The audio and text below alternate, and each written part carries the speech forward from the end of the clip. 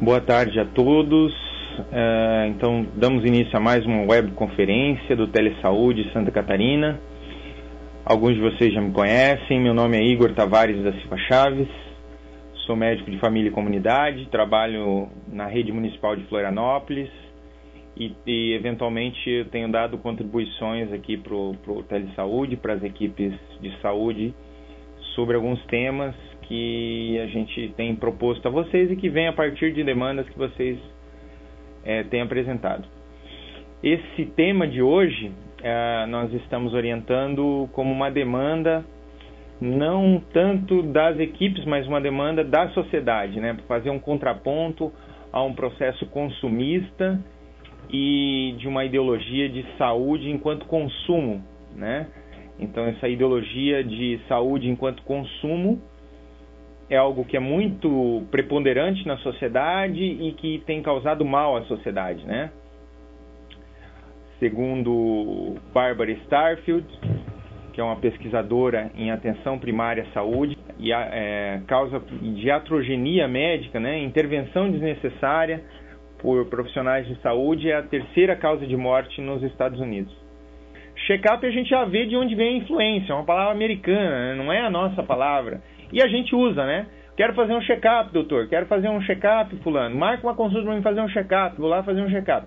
E a mídia, ela tem trazido a demanda por check-up, né? Às vezes o Fantástico sai lá a notícia, novo exame para prevenir o câncer do dedo do pé, né? Ou revistas conceituadas, vem lá, novo exame para salvar vidas. Novo exame pode salvar milhões de vidas. Faça o seu check-up, né? E trazem essa demanda. Então, trazem a demanda do check-up. De onde vem essa palavra? Então, é uma palavra importada. Para falar um pouquinho dessa demanda, dessa questão do check-up, nós vamos nos remeter ao termo que o Hospital Sírio-Libanês usa. Então, lá no site do Sírio-Libanês, que é o maior referencial privado do Brasil, o que ele traz? Né? Check-up é uma avaliação médica de rotina associada a exames de acordo com a idade e sexo, com o objetivo de informar e realizar formas de prevenção de doenças, além de diagnosticar doenças que já estão instaladas, porém ainda não manifestadas. Então esse é o termo do consumo. Esse é o termo check-up consumo, que é vendido para a gente, é vendido pelo Sírio-Libanês. Comprem check-ups, né? Você que já tem 18 anos, faça o seu check-up aqui conosco, né? Então é isso que essas instituições vendem. Mas será que isso é verdade? É isso que nós vamos tentar responder nessa web. O termo check-up, ele é lá usado pelo Sírio-Libanês. Mas o que nós, do serviço público, comprometidos com a saúde pública, utilizamos para falar do exame necessário, da orientação necessária, de acordo com a faixa etária e de acordo com a necessidade real e baseada em evidência da população? Nós usamos o termo rastreio. Vamos parar com essa coisa de check-up americana, né, gente? Vamos agora trabalhar com a história de rastreio. O que é importante eu rastrear de acordo com a idade? E rastreio se aplica tanto a uma consulta, porque eu vou rastrear alterações da idade, enfim, quanto para um exame mais duro, por exemplo, uma mamografia, que eu vou rastrear câncer de mama, né? Então, rastreio, consulta de rotina também posso usar. Mas que rotina é essa? Qual a necessidade dessa rotina? Também vamos falar um pouquinho, né? Então, qual que é a definição lá do Ministério da Saúde ou dos meios internacionais? Então, rastreio ou rastreamento são as aplicações de testes ou procedimentos diagnósticos em pessoas assintomáticas. Tem sintoma? Não é rastreio, tá? Eu estou investigando, não é rastreio. Rastreio é para aquelas pessoas, rastreamento é para aquelas pessoas que não têm nada. Eu estou bem, mas eu queria saber como é que está a minha saúde. Então, aí isso é rastreamento. Com o propósito de dividi-las em dois grupos. Eu vou separar em dois grupos. O grupo que vai ter benefício com uma intervenção precoce, do grupo que já não tem, não apresenta condição de intervenção, né? Por isso eu faço check-up, para descobrir quem é que eu preciso intervir precocemente. Assim é o câncer de mama, por exemplo. Faço lá a mamografia, um grupo, eu não vou ter nada. Esse grupo eu não faço nada. Um grupo eu vou ter um diagnóstico precoce assintomático. Vou intervir, né? É isso que eu quero. Um grupo está avançado, né? Enfim, muitas vezes eu faço check-up e isso me causa um mal, porque descobre questões que não vão me matar, mas me deixam com a pulga atrás da orelha, né? E isso me traz ansiedade, medo, angústia. Isso quando não descobre lá um nódulo que nunca vai me causar nada, mas que na operação eu tive lá um derrame, eu tive uma parada cardíaca, eu tive uma alergia, né? Então, nem sempre, às vezes sim, às vezes algum check-up traz saúde, mas nem sempre, tá? Fazendo meu check-up todo ano vou viver mais e melhor. Mentira, gente, não vai. A gente tem algum ganho em alguns exames que são baseados em evidência. Os outros não dá ganho estatístico de nível de vida e quantidade de anos. Está comprovado. A gente fazer check-up todo ano não vai fazer a gente viver mais. Só para algumas condições específicas. Fazendo check-up, vou descobrir um câncer mais cedo e vou curá-lo. Algumas vezes isso é verdade. Nem sempre, gente. Nem sempre, né? Algumas vezes esse câncer, ele vai regredir espontaneamente, por exemplo, e eu vou intervir desnecessariamente. Porque não tem estudos sobre aquele câncer, não sabe a evolução dele, não se sabe nem mesmo se é mesmo um câncer, às vezes eu tenho um falso positivo. Então não é bem assim. O que são verdades nesse caso, né? Hoje nós sabemos que a medicina está prejudicando pessoas saudáveis através da detecção cada vez mais precoce. Não sou eu que estou dizendo isso. É o British Medical Journal, versão nacional, né? A tradução do Jornal Britânico de Medicina, né? Esse jornal muito bom da Artimédia, uma tradução da revista britânica, né? Trouxe esse mês essa reportagem com aquela figura que coincidiu com Telesaúde. Na verdade, eu acho que eles copiaram, que eles tinham um espião dentro do Telesaúde e copiaram a nossa matéria. Mas para a gente entender que essa é uma preocupação internacional, né? Programas de rastreamento têm detectado casos de câncer em estágio inicial que jamais causariam sintomas ou morte. Então nós temos descoberto câncer que não mata, mas ao mesmo tempo causa angústia. Então isso é cada vez mais evidente. E eu trouxe para vocês, em uma das falas, não sei se ficou cortado aqui, Barbara Starfield coloca que o excesso de diagnóstico, o excesso de intervenção, que a gente denomina, ou a intervenção errônea, inadequada, ela é a terceira causa de morte nos Estados Unidos, né? Barbara Starfield, uma das maiores teóricas da atenção primária, nos traz esse dado.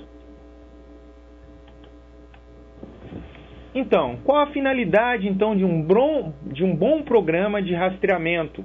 E abandonando o termo check-up, né? Mas a gente pode entender lá aquele check-up positivo, um check-up bom.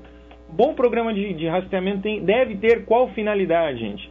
A proposta última é reduzir morbidade e mortalidade, ou seja, aumentar a qualidade de vida das pessoas e fazê-las viver mais.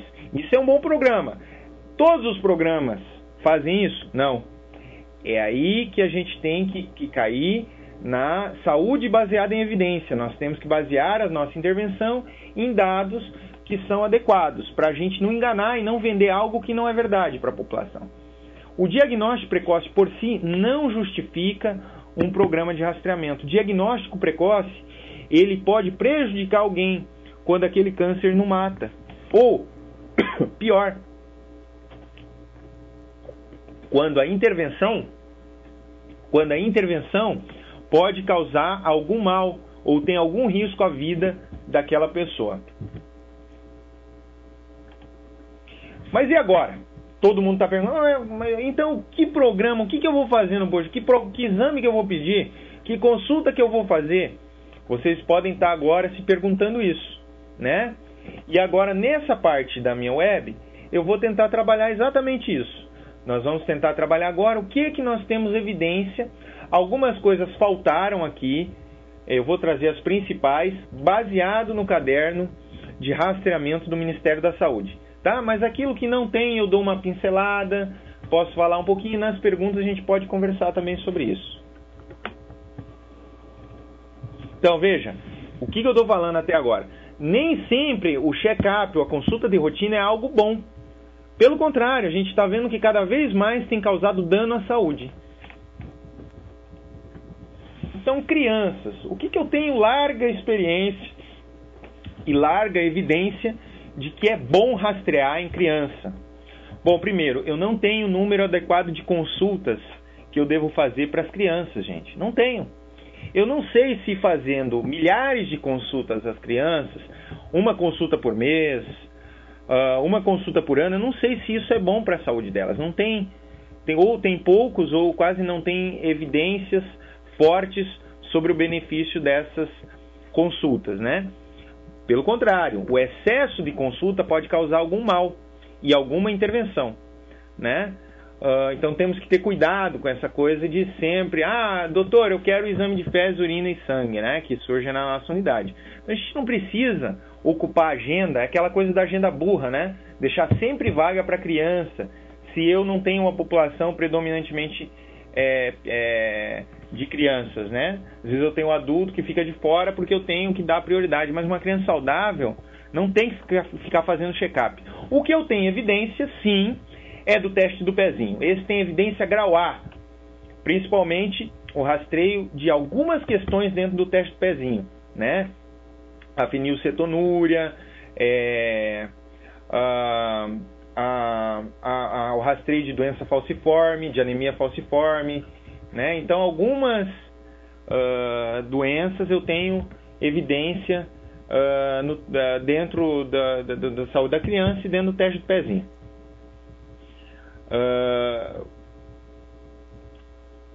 Sobre o teste da orelhinha. O teste da orelhinha, que é aquele para diagnóstico de problemas de audição da criança, sim, esse eu tenho evidência. Se eu não tenho à disposição o teste da orelhinha, eu devo estar observando o desenvolvimento da criança e verificando se ela está tendo uma boa audição. O rastreio de ambliopia, estrabismo e acuidade visual. Também, então, para ver o desenvolvimento da criança, ver se ela tem uma visão adequada, ver se ela está conseguindo ter um bom desenvolvimento escolar. Então, isso é importante e eu devo estar verificando das crianças. E também a obesidade infantil, principalmente a partir dos 6 anos de idade, eu tenho que estar atento para poder orientar a alimentação saudável, porque a gente sabe que a obesidade infantil pode ser, em grande parte das vezes, levada para obesidade no adulto, e obesidade é relacionada a alguns fatores de risco para a criança. Tá bom, gente? Então, isso é o que eu tenho evidência. As outras questões eu tenho pouca ou nenhuma evidência de intervenção. Olha, vejam que isso aqui se concentra muito nos primeiros anos da criança. Então não há evidência, por exemplo, de eu ficar fazendo consulta de rotina, de check-up em criança. Que é diferente se a criança tem alguma queixa. Se os pais estão preocupados com alguma questão da saúde da criança, aí sim eu devo prever a abertura na minha agenda para poder consultar essas crianças, que é diferente do check-up. Tá bom, gente? O que é mito, né? O exame de sangue, urina e fezes, que às vezes os pais chegam solicitando na unidade de saúde, né? Não tem. O exame de fezes e urina é ainda mais discrepante, né? O de sangue ainda tem algumas questões que ainda ficam dúbias na medicina e que podem causar alguma confusão ou na saúde. Mas o exame de fezes e urina não tem sentido. Sem queixa, não há sentido, tá? Antigamente nós tínhamos muita parasitose, né? Aí se fazia exame de fezes para detecção de parasitose. Mas hoje, como a gente percebe, que nem sempre a gente deve tratar uma criança assintomática, até porque a gente não sabe que benefício a gente está causando para essa criança, tratamento de assintomática para verminose, né, para parasitose, a gente não sabe que benefício a gente está tendo. Há inclusive hipóteses de que conviver com alguns parasitas pode dar algum ganho para a saúde da criança, para a saúde do adulto. Então são hipóteses, não se sabe, não tem pesquisas nesse sentido. E o que a gente sabe é que devemos tratar o assintomático. E se o sintomático, desculpa. E se há uma suspeita diagnóstica, é possível, por exemplo, fazer uma intervenção, já que as medicações, por exemplo, o albendazol, ele tem pouca absorção. Então, eu poderia empiricamente fazer a medicação sem necessariamente fazer o exame de fezes, né? Ou sem sintoma, não há necessidade de ficar fazendo o exame de fezes também. O exame de urina menos ainda, né? Já o exame de sangue, ele pode trazer alguma controvérsia, já que existe um debate grande sobre principalmente anemia na criança. No entanto, uma revisão de 2011 da Cochrane concluiu que é um centro importante de pesquisa, né, que a gente respeita, que faz meta-análise, faz pesquisas baseadas em evidência, enfim, concluiu que existe falta de prova clara de que o tratamento da anemia por deficiência de ferro tenha efeito benéfico sobre o desenvolvimento psicomotor. No entanto, há um consenso de se tratar a anemia de 6 meses a uma anemia fisiológica, há um consenso de fazer uma suplementação da anemia fisiológica de 6 meses a 12 meses, né? Inclusive sendo recomendado em alguns casos de se persistir até 2 anos de idade. Então há um consenso de fazer essa suplementação. Nos Estados Unidos se faz essa suplementação de forma alimentar. No Brasil a gente tem o programa Saúde de Ferro, né, do Ministério da Saúde, que a gente recomenda, que eu falei para vocês na web anterior, de saúde da criança. Mas o exame de sangue de rotina não deve ser feito também. Não, pelo menos para pesquisa de anemia, né? Sobre o adulto, então, gente, o que eu tenho evidência do adulto? Uma questão que eu não falei aqui, porque o caderno de rastreio não trouxe, é o adulto jovem. Uma questão que é importante, que há evidência de se rastrear, é doença sexualmente transmissível, né? Mas normalmente há um evento relacionado a isso, né? A gente deve perguntar primeiro se o adulto teve alguma relação de risco, ou seja, sem uso de camisinha, sem uso de preservativo, né?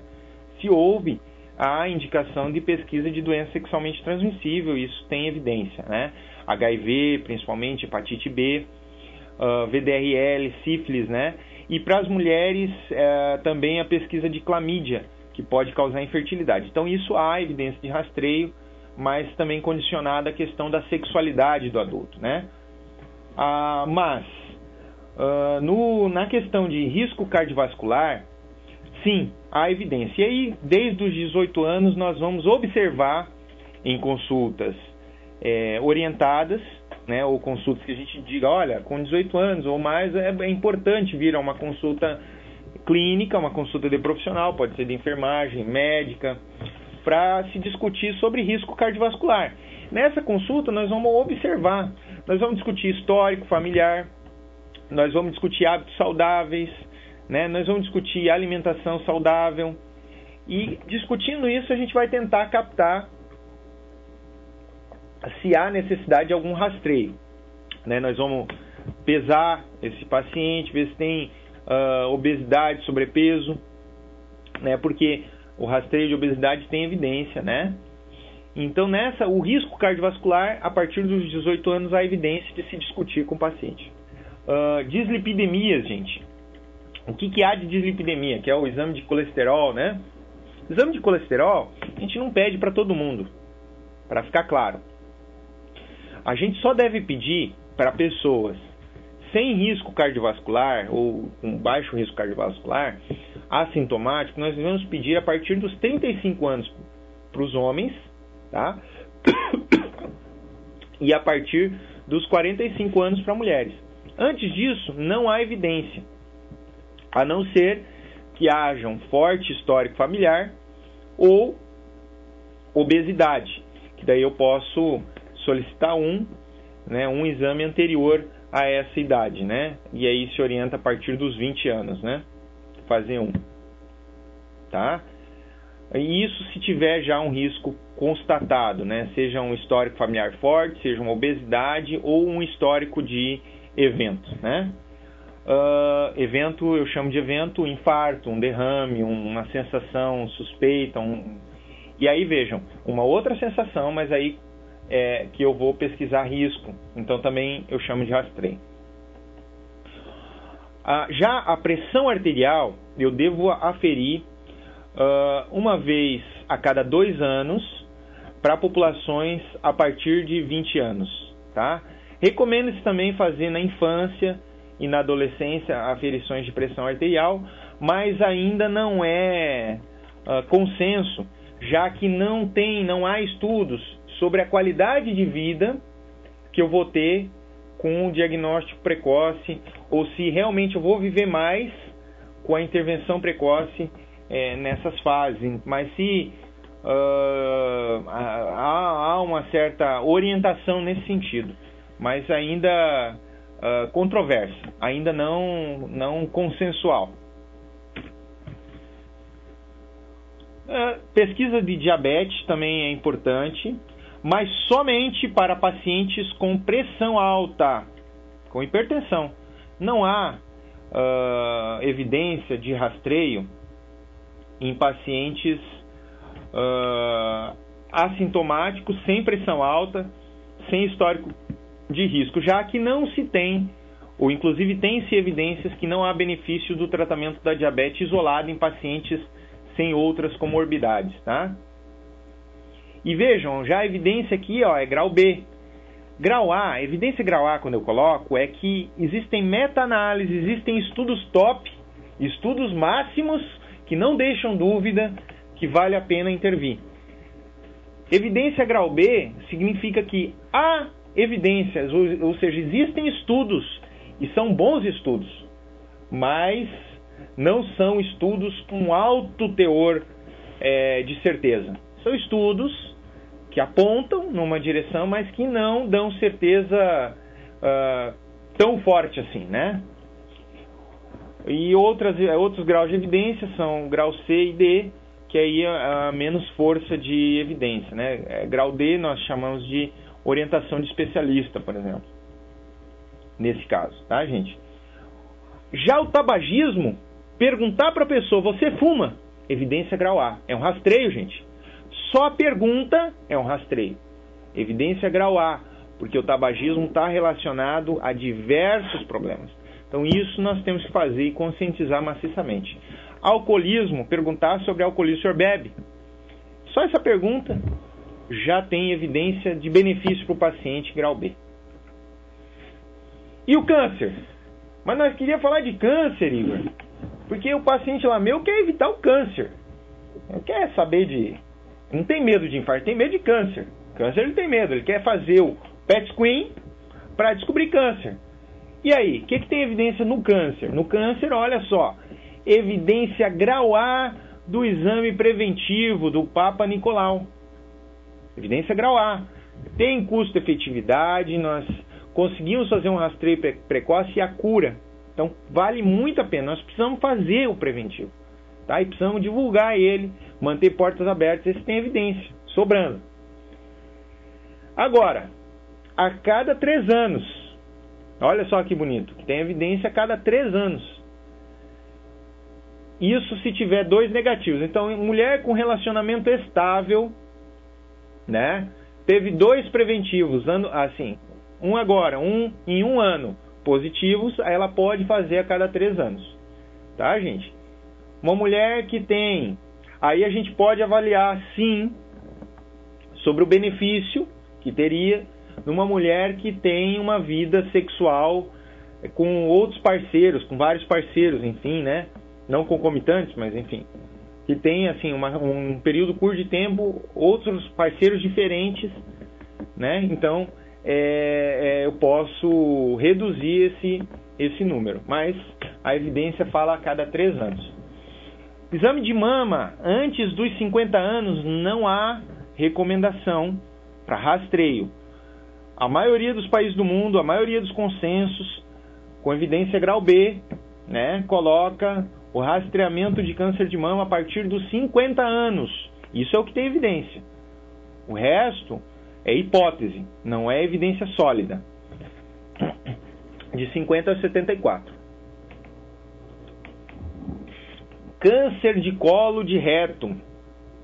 Com pesquisa de sangue oculto, é o que mais vale a pena. Há uma discussão sobre isso nesse caderno de atenção primária, nas fezes entre 50 e 75 anos. Esses 3 são os cânceres, ou seja, os tipos de câncer que a pessoa chega assintomática, sem nenhuma queixa, sem nenhum histórico, e a gente oferta para ela. Diz, olha, o senhor está com 50 anos, o senhor não gostaria de fazer um exame de mama, de exame de mama no caso do homem não, desculpa. O senhor quer fazer um exame de colo de útero? Posso pedir um exame aqui para o senhor? Exame de colo, desculpa, de novo, errei. Um exame de câncer de colo e reto, né?